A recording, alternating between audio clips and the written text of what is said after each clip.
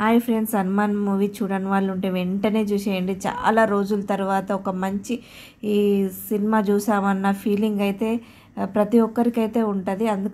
నేను ఎక్స్పీరియన్స్ చేశాను కాబట్టి చెప్తున్నాను. సూపర్గా ఉంది మూవీ అయితే. స్టోరీ కానీ, అందరి యాక్టింగ్ కానీ, ఎంటర్టైన్మెంట్ కూడా ఉంది ఇందులో. కామెడీ, మన గెటప్ సీను కానీ, వెన్నెల కిషోర్ గారు కానీ, వాళ్ళ కామెడీ అయితే చాలా బాగుంటుంది. ప్రతి మూమెంట్, ప్రతి సీన్ మనం ఎక్స్పెక్ట్ చేయని విధంగా ఉంటుంది. చాలా బాగుంది. గ్రాఫిక్స్ అయితే చాలా బాగున్నాయి. అబ్బా అబ్బా, అసలు చాలా రోజుల తర్వాత నాకైతే మంచి మూవీ చూసానన్న ఫీల్ అయితే ఉంది. ఫ్యామిలీతో పిల్లలతో సహా వెళ్ళండి, చాలా బాగా నచ్చుతాయి మీ పిల్లలకి కూడా.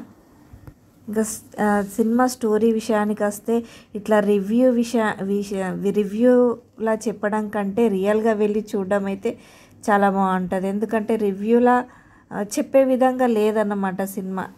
అన్ఎక్స్పెక్టెడ్ ఒక్కొక్క సీన్ మీరు చూస్తే అది థియేటర్లో చూస్తేనే బాగుంటుంది. లాస్ట్ క్లైమాక్స్ సీన్ అయితే చాలా అంటే చాలా బాగుంటుంది. రియల్గా హనుమాన్ కనిపించినట్లు, మన ఈ కలియుగంలో ప్రత్యక్షమైనట్లు అయితే అనిపిస్తుంది. మన తేజ సజ్జకి సిస్టర్గా వరలక్ష్మి శరత్ కుమార్ గారు అయితే చేసిండ్రు.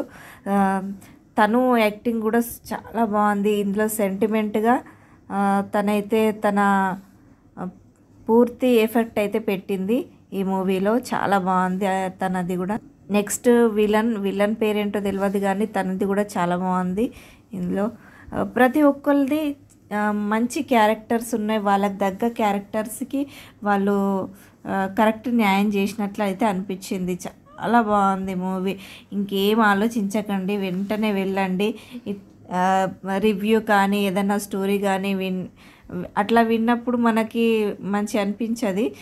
డైరెక్ట్గా వెళ్తే అయితే మీకు ఖచ్చితంగా నచ్చుతుంది. ఇంకా చూడని వాళ్ళు ఉంటే తప్పకుండా చూడండి. ఈ మధ్య కాలంలో అయితే ఇలాంటి సినిమా అయితే రాలేదని చెప్పచ్చు.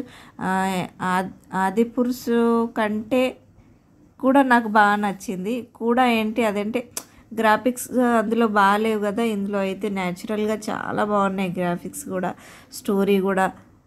పిల్లలతో ఎంజాయ్ చేసే సినిమా అన్నమాట. ఇంకా చూడని వాళ్ళు ఉంటే ఈ రివ్యూ చూసి వెంటనే చూసేయండి. Thank you for watching friends. Bye.